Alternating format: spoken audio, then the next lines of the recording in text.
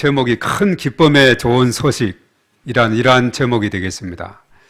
우리가 성탄절을 맞이해서 또 하나님 전에 나와서 우리의 마음을 다하고 뜻을 다해서 오늘 하나님 앞에 또 예배를 드리는데 또 하나님께서 우리 가운데 이 시간에 임재하여 주실 것을 믿습니다. 우리 사람이 이 세상을 살아가면서 크고 작은 소식들을 접하게 되죠. 기쁜 소식도 있고 또 슬픈 소식이 있습니다. 각각의 소식을 들을 때마다 때로는 기뻐하고 또 한편은 슬퍼하기도 하는 거죠. 자, 이것이 바로 우리 인생의 삶이다라고 우리는 말할 수 있습니다. 그 중에서 우리가 기쁜 소식을 우리가 예를 든다면은 어떤 것이 있을까요? 학생이 시험을 봤는데 합격했다는 소식, 또 취직을 위해서 지원했는데 또 합격했다는 소식, 건강 진단을 받았는데 건강 상태가 많이 좋아졌다는 소식, 또 성탄절을 맞이해서 또 성탄의 선물에 대한 소식, 학교를 입학하게 됐는데 입학 선물을 받게 된 그 소식, 자고 나니 한국이 월드컵 16강에 올라갔다는 소식 등 기쁨의 소식들이 우리 주변에, 우리의 삶 가운데, 우리 일상 속에 많이 있음을 우리가 깨닫게 됩니다. 우리가 특별히 오랜만에 우리나라가 또 금년도는 월드컵 16강에 올랐죠.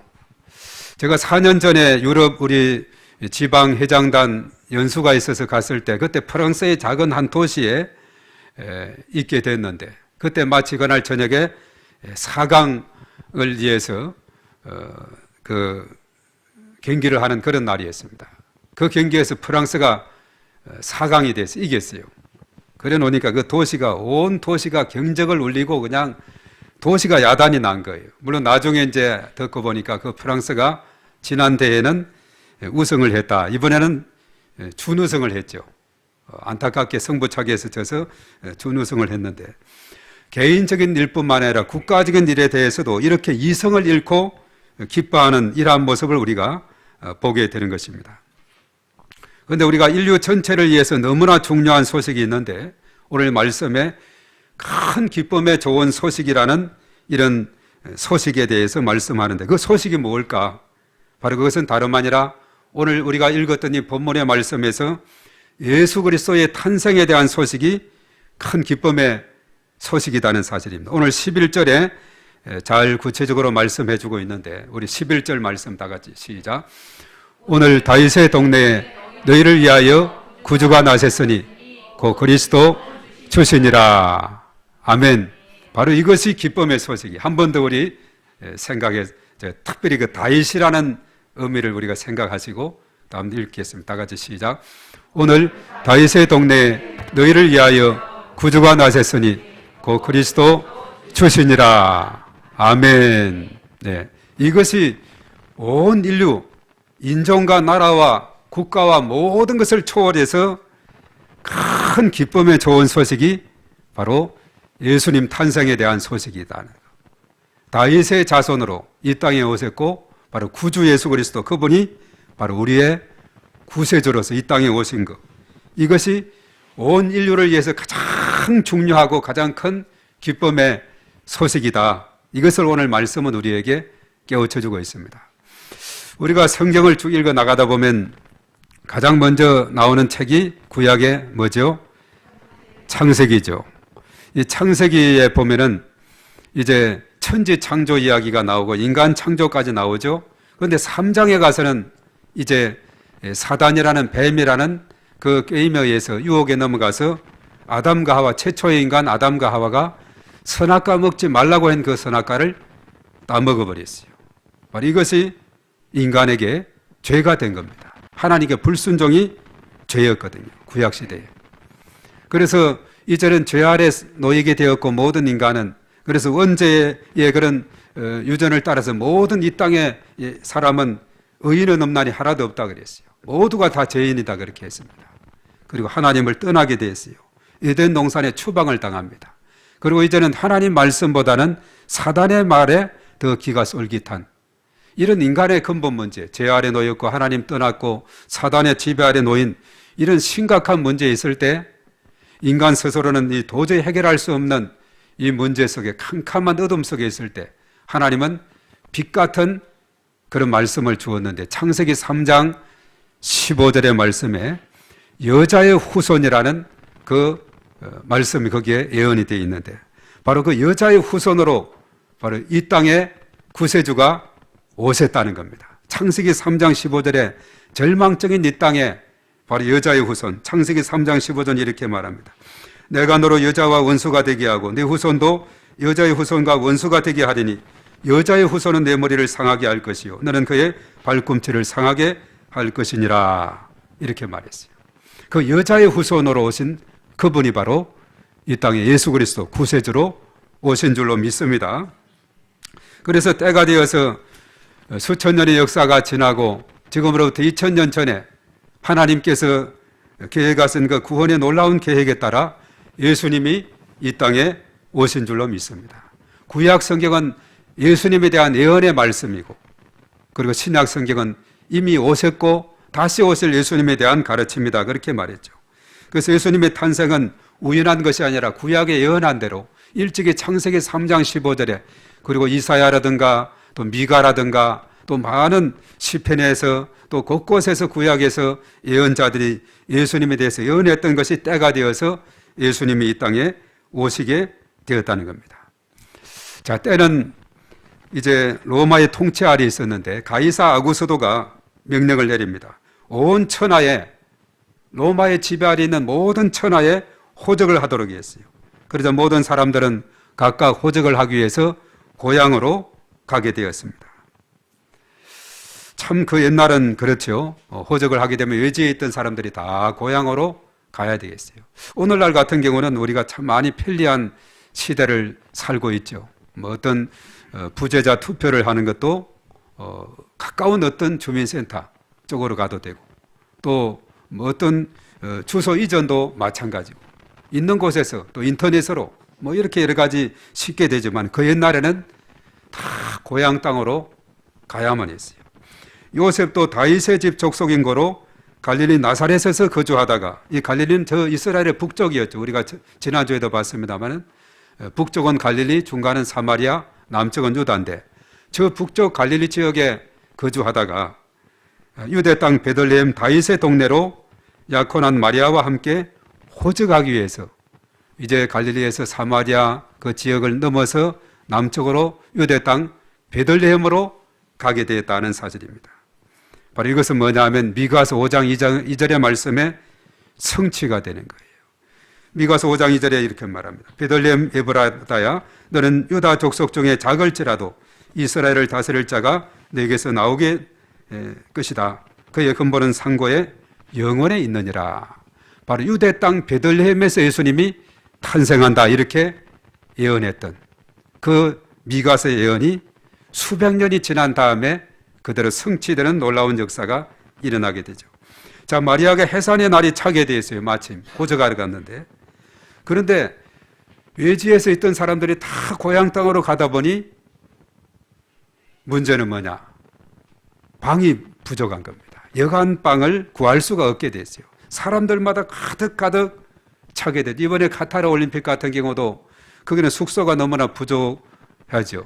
두바이 같은 데서 거주하다가 또 왕래하고 또 거기에 어떤 제가 아는 사람 중에도 거기에 그 축구 경기를 보기 위해서 다니던 직장을 사표내고 거기에 가는데 그냥 비행기 표를 끊는다고 가는 것이 아니라 거기에 숙소까지 예약한 것이 확정이 돼야 갈 수 있도록 숙소 예약권이 있어야 갈 수 있을 정도의 그런 상태가 벌어지게 됐죠. 그리고 숙소가 너무나 부족한 겁니다. 작은 도시국가에 전 세계인의 그런 축제를 하는데 그런 어려움이 있었는데 바로 이 베들레헴 땅에도 마찬가지로 호적하기 위해서 갈릴리 지역에서도 오고 사방에서 이렇게 모여들다 보니 여관방이 부족하게 된 겁니다. 해산 배는 불러오고 그 기간에 이제 해산할 그런 상황에 놓였는데 방을 구하지 못했어요. 자, 그래서 각지에서 이제 사람들이 몰려들어서 방을 구할 수 없게 되자 어떻게 됐습니까?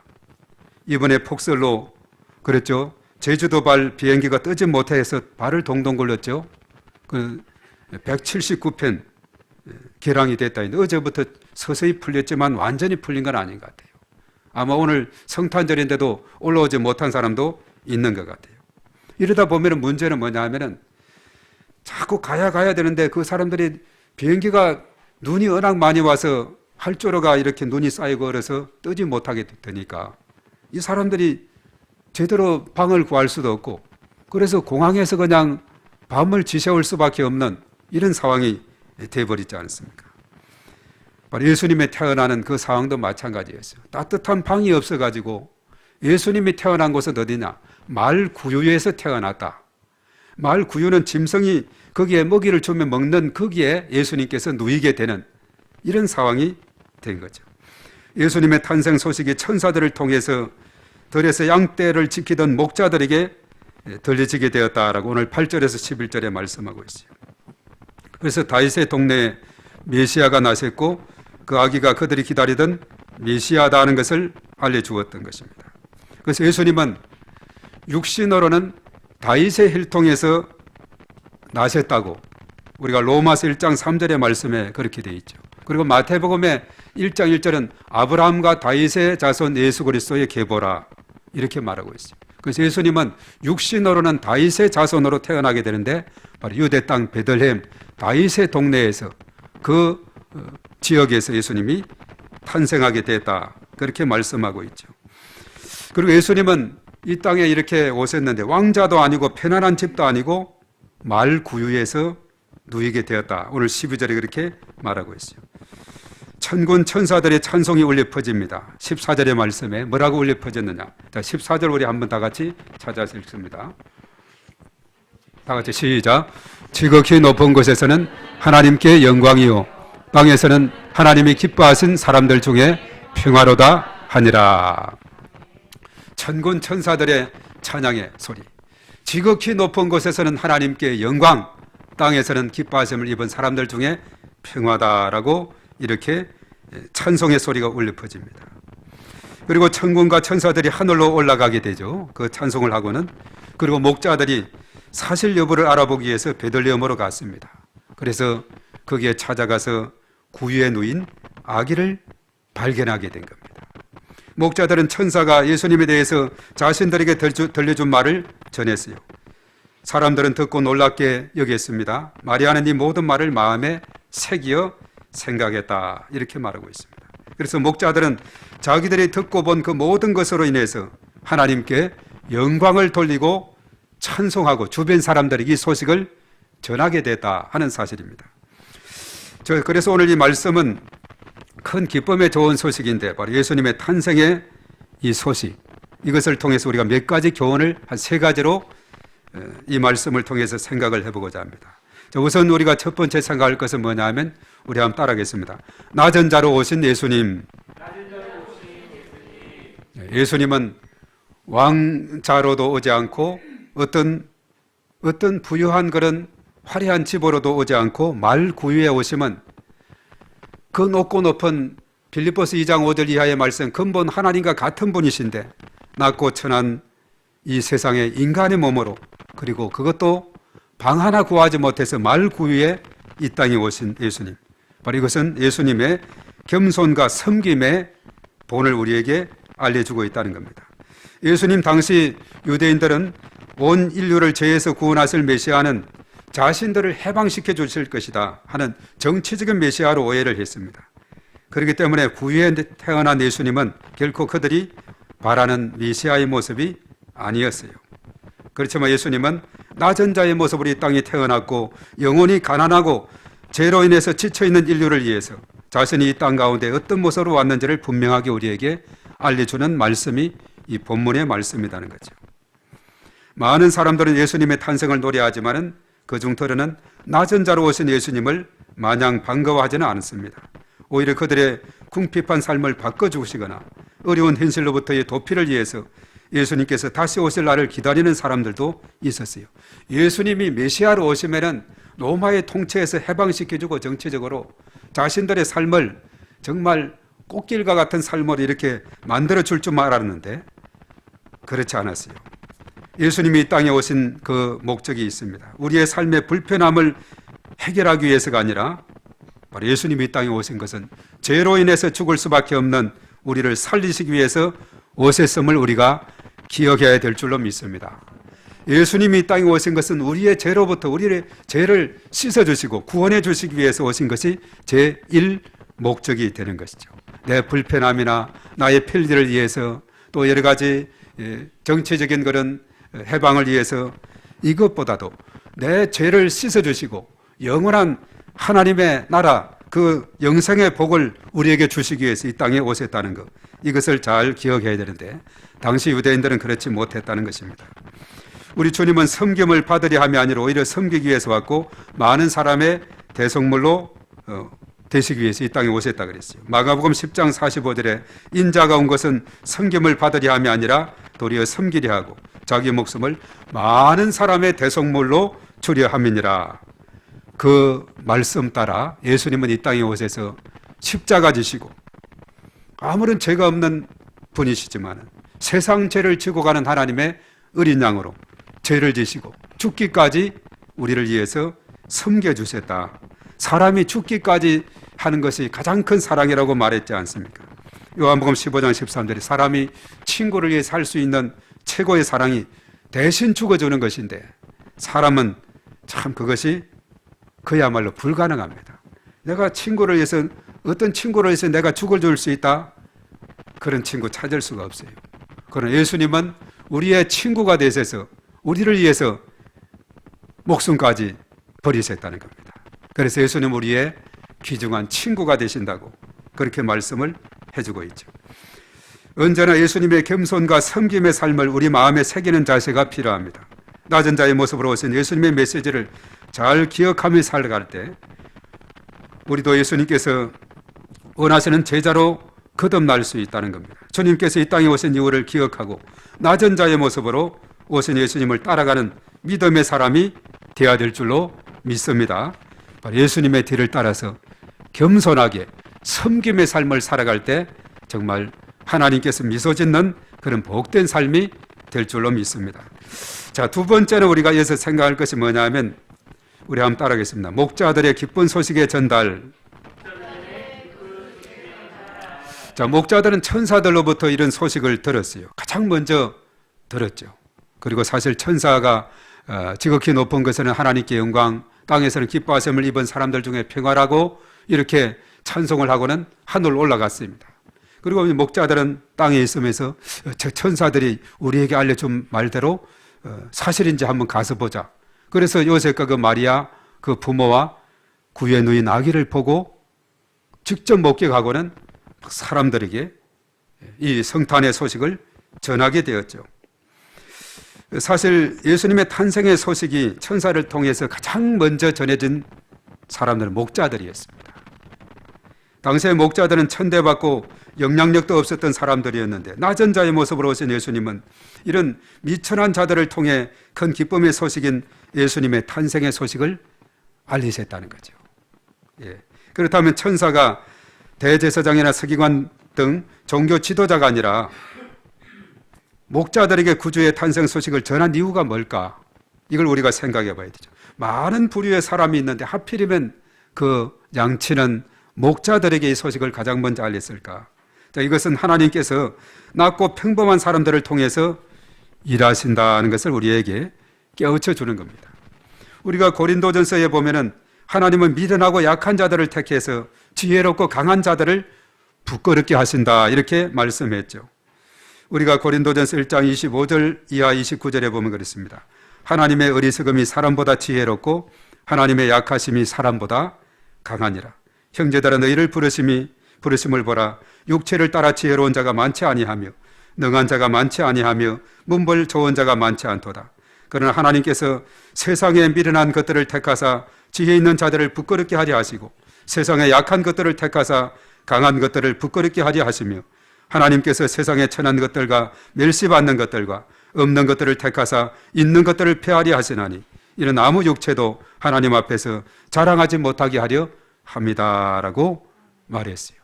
자, 하나님께서는 약한 자, 미련한 자를 들어서 강한 자, 지혜로운 자를 부끄럽게 하시는 하나님이시다. 이 목자들은 그야말로 천대받고 배우지 못했고 그저 그야말로 자기의 양떼를 치는 데만 집중했던 그런 사람들, 바로 하나님은 이런 사람들을 자기 일에 이렇게 집중했던 이런 목자들과 같은 사람들에게 귀중한 소식을 전해준다는 사실입니다.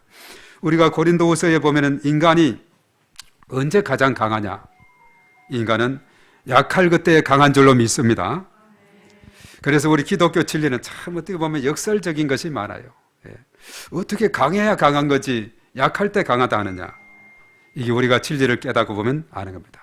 나의 자아가 굳어있고 교만하고 깨어지지 못하고 내 힘으로 할 수 있다고 내 주먹을 믿으라고 이런 사람들은 하나님께서 역사하지 않아요. 주님 부족합니다. 두 손 들고 천부 여지없어서 두 손 들고 옵니다. 나는 죄인입니다. 세리의 기도처럼 나는 부족합니다. 나를 도와주시옵소서. 불쌍히 여겨 주시옵소서. 주여 도와주시옵소서. 이런 사람에게 하나님께서 은혜를 베풀어 주시는 줄로 믿습니다.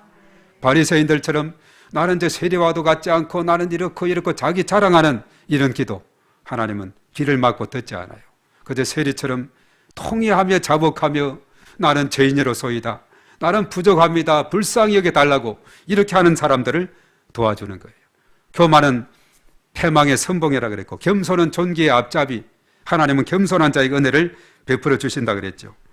그래서 사도 바울이 얼마나 과거에 교만한 자였어요.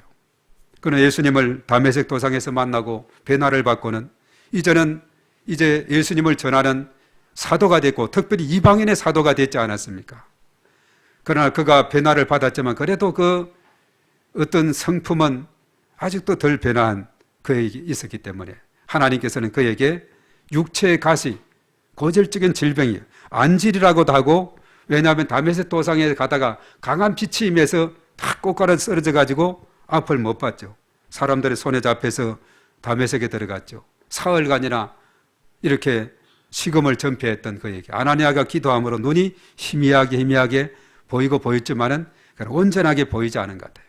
그래서 이런 제대로 볼 수 없는 그런 눈이 상태가 좋지 않거나 또 간질이나 여러 가지 이런 것으로 추정하는데 그래서 그것이 떠나가기 위해서 하나님 앞에 간절히 기도합니다.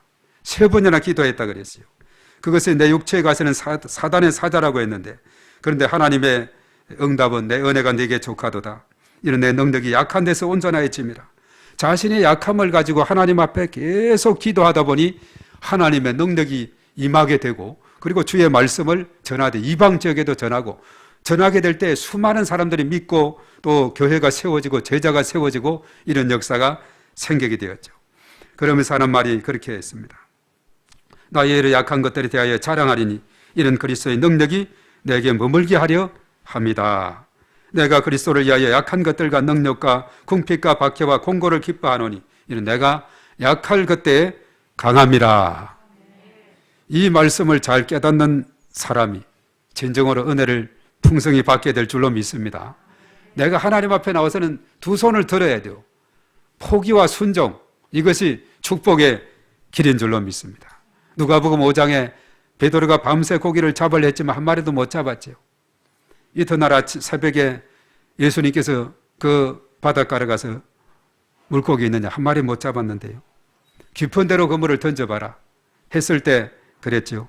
내가 밤새 수고했지만 한 마리도 못 잡았는데 나는 그래도 바다 고기 잡는 일에 대해서는 노하우도 있고 여러 가지 내 지식과 경험을 다 동원해도 못 잡았는데 그러나 말씀에 의지하여 내가 순종하지라. 그물을 깊은 데로 던지니까 고기가 엄청 많이 잡히게 된 건 뭐냐? 나의 경험과 나의 지식과 나의 모든 그 다 내려놓고 말씀에 순종하게 될 때에 이것이 풍성한 축복을 받는 길인 줄로 믿습니다. 이것이 깨달아진 자가 복이 있는 줄로 믿습니다. 그래서 오늘 특별히 목자들, 그저 세상에 천대받는 이런 사람들을 들어서 하나님께서는 일을 하신다는 겁니다. 우리가 구원을 받게 되는 것도 마찬가지예요. 인간의 행위나 공로가 아니라 하나님의 은혜로 됐다고 에베소서 2장 8, 9절에 말했죠. 너희는 그 은혜로 인하여 믿음으로 말미암아 구원을 받았으니 이것이 너희에게서 난 것이 아니요 하나님의 선물이라. 행위에서 난 것이 아니니 이는 누구든지 자랑하지 못하게 하려 합니다. 자기를 자랑할 길이 없다는 거예요. 오직 은혜로 우리가 구원을 받았고 지난 1년 여기까지 오늘 송년주일인데 52주 하나님의 은혜로 여기까지 오신 줄로 믿습니다. 그동안에 코로나에 그런 기간을 지나면서 여러 가지 많은 역경과 어려움이 있었지만 여기까지 인도하신 것 모두가 하나님의 은혜인 줄로 믿습니다. 이런 기나긴 역사 속에 하나님은 언제나 우리와 함께하고 우리의 나아가는 길에 하나님께서 은혜를 베풀어 주시면 능치 못하심이 없는 줄로 믿습니다. 자, 그렇기 때문에 우리 그리스도인이라면 당연히 복음의 정인으로 살아야 됩니다. 오늘 목자들처럼 기쁨의 좋은 소식은 널리 널리 전파돼야 돼요. 슬픔은 나누면 나눌수록 그 슬픔은 줄어들지만은 기쁨은 나누면 나눌수록 더 배가 되는 줄 믿습니다. 참 하나님께서 잘 창조를 잘하셨죠. 그래서 슬픔이 있으면 많이 나누어서 줄이고 기쁨이 있으면 더 나누어서 배가 하는 이런 삶을 살아야 됩니다. 하나님의 복음은 지위가 높은 사람, 학식이 있는 사람, 전문가들에 의해서만 전해지는 것이 아니에요. 오늘 목자들처럼 정말 미천한 사람이라 할지라도 얼마든지 가능한 줄 믿습니다. 나는 부족해서 너무 나는 바빠서 제대로 훈련받지 못해서 등등으로 나는 복음을 전할 수 없다고 이렇게 한다면 그것은 사단의 속임수에 속한다는 거죠. 복음 전하고 전도하는 것은 그저 데리고 오고 모셔오기만 해도 돼요. 와보라 해도 되는 거예요. 내가 복음 메시지를 제시할 수 없으면 그렇게만 해도 되는 사실이죠. 그래서 누구든지 하나님의 계획에 동참할 수 있고 쓰임받을 수 있습니다. 하나님께서는 목자들에게 천사의 역할을 감당하게 하셨습니다. 우리 역시 복음을 들은 자로서 목자들과 같이 기쁜 소식을 전하는 자로 살아야 될 줄로 믿습니다. 바로 예수님의 탄생의 기쁜 소식, 온 땅으로 열방으로 친구들에게, 이웃들에게, 주변 사람들에게 많이 많이 전거해야 되겠습니다. 자, 이제 마지막으로 세 번째 생각할 것은 우리 따라하겠습니다. 하늘에는 영광, 땅에는 평화. 네. 우리의 삶의 목적이 뭐라 그랬어요? 고린도전서 10장 31절에 우리가 먹든지 마시든지 무엇을 하든지 하나님의 영광을 위해서 하라 그렇게 말했죠. 네. 하나님의 영광을 위해 살아가야 됩니다. 그래서 하나님께 영광을 돌려야 돼요. 하나님께는 영광이요. 그리고 이 땅에는 우리가 무엇을 위해서 기도해야 되느냐? 온 땅, 온 열방에 지금도 전쟁과 분쟁으로 고통 중에 있는 국가와 국민들이 얼마나 많은지 몰라요. 우크라이나 같은 거는 10달을 지금 전쟁으로 고통 중에 있지 않습니까? 그리고 곳곳에 보면은 여러 가지 내전으로 시리아 같은 경우도 보면은 그 2011년 내전으로 10년이 지나도록 아직도 끝이 않는 그런 가운데 있고 또 곳곳에 보면은 이런 미얀마 같은 경우도 군부 쿠데타로 인해서 어려움이 또 있는 그런 가운데 있고 또 에티오피아 같은 경우도 내전으로 인해서 어려움이 있어요. 거기에 우리가 케나킷 우리 소년을 또 지원하고 있지 않습니까? 그 아이가 우리가 4만 5천 원 전달하는 것이 여러 가지 그의 학용품과 또 여러 가지 필요한 것으로 교육은 거의 잘 받게 되는 그런 상황입니다. 그 나라는 어려운 가운데 있는 것을 우리가 보게 됩니다. 그래서 온 세상이 주님이 다스리는 평화의 공동체가 되도록 평화의 나라가 되도록 우리가 부단히 기도해야 될 줄로 믿습니다. 바로 예수님께서 이 땅에 오시면 평화의 왕으로 오셨어요. 그래서 예수님이 예루살렘 입성할 때 나귀 새끼를 타고 입성한 것은 말을 타지 않고 나귀 새끼를 타고 입성한 것은 나귀는 전쟁을 상징한다면 나귀는 평화를 상징하고 있는 평화의 왕으로 오심을 우리에게 알려주고 있죠. 바로 예수님은 온 세상 인류의 소망인 줄로 믿습니다. 우리의 소망 예수 그리스도, 우리의 소망 예수 그리스도가 우리의 영원한 표어가 되고 있습니다. 온 열방이 평화의 공동체가 되어야 합니다. 저 북한 땅에도 복음이 다시 전파되어서 하나님 나라가 그곳에 곳곳에 든든하게 세워져야 합니다. 저 불교권, 힌두권, 이슬람권, 공산권 일대 복음이 전파되어서 변화되어야 됩니다. 세상 곳곳에 세워진 우상들이 무너지고 하나님의 제단이 세워지고 하나님 나라가 든든히 세워져야 될 줄로 믿습니다. 그런데 말세가 되면은 일어나는 현상이 뭐라 그랬어요? 난리의 소문과 민족이 민족을, 나라가 나라를 대적하여 곳곳에 기근과 지진이 일어난다 그랬죠. 거짓 선지자들이 많이 일어나서 많은 사람들을 미혹하고 불법이 성행하고 많은 사람의 사랑이 식어진다라고 마태복음 24장 6절 이하에 말씀했어요. 그러나 주의 이 복음이 온 세상에 전파되는데 그제야 끝이 온다고 마태복음 24장 14절에 말씀하고 있죠. 그래서 말세가 되어서 기후 변화가 있고 온난화로 인해서 여러 가지 많은 폭우, 폭설, 폭염 이런 현상이 있고 또 갑자기 추워지고 더워지고 이런 여러 가지 현상들을 우리가 보게 되죠. 자, 말세를 살아가는 저와 여러분들은 언제나 깨어 기도하면서 영적인 분별력을 가지고 흔들림 없이 신앙으로 끝까지 견디며 무장하며 나가야 될 줄 믿습니다. 끝까지 견디는 자가 구원을 얻는다. 그렇게 말했어요. 끝까지 잘 견뎌나가야 됩니다. 버텨나가야 됩니다. 우리가 인내는 성공의 지름길이다 이렇게 말했어요. 끝까지 견뎌나가야 됩니다. 자, 2022년 오늘 성탄절이자 송년주일 이해도 점점 저물어가고 있습니다. 우리가 한 해를 잘 마무리하고 새로운 한 해를 대망하면서 살아가야 하겠습니다. 바로 예수님의 탄생은 큰 기쁨에 좋은 소식이다 했습니다. 온 땅에 이것이 전파되어서 하나님 나라가 곳곳에 세워지고 주님 다시 오실 때까지 흔들림 없이 전진해야 될 줄로 믿습니다. 자, 우리 하나님의 크신 은총이 언제나 우리와 함께 하시기를 주의 이름으로 축복합니다.